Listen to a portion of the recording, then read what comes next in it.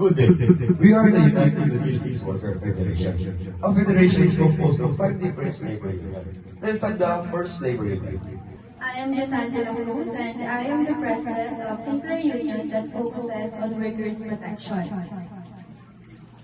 And I am Marijoy Ormas, the president of Workers Unbreakable Shield Union that shield all the workers.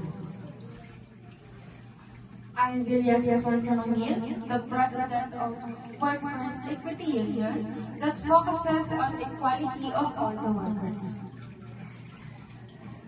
And I am Marijoy Sablangan, and I am President Workers for Defense Union and Fed Workers. Lastly, I am the president of Heavily Growth Logistics Corporation Union.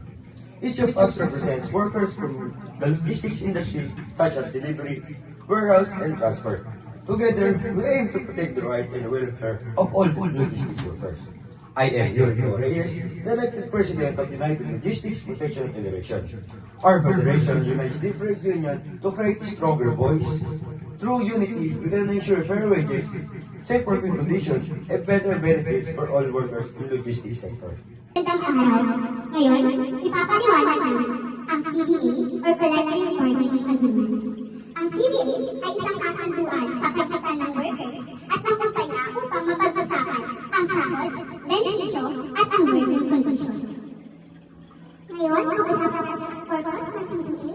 Ang purpose ng CBA ay para magkaroon ng malinaw at patas na sunduan ang pagitan ng employees at employer. Ang advantage nito ay napoprotektahan ang kapatan ng workers, nagiging fair ang sahod at benefits, nababawasan ang conflict sa workplace. Ngayon, sa process ng CBA ay nagsisimula sa pag-uusap ng union at management. Nagkakaroon sila ng legislation kung saan pinag-uusapan ang demands ng workers. Pagkatapos, nagkakasundo sila at gumagawa ng final agreement na susundin ng parehong side. Our mission is to protect and promote the rights of logistic workers through unity and cooperation. And our vision is to build a strong and united logistic workforce where every worker is respected, valued, and given fair opportunities. The logo represents the United Logistics Protection Federation and is designed to show strength, protection, and the logistics industry. Shield shape, this represents protection, security, and defense for workers in the logistics sector.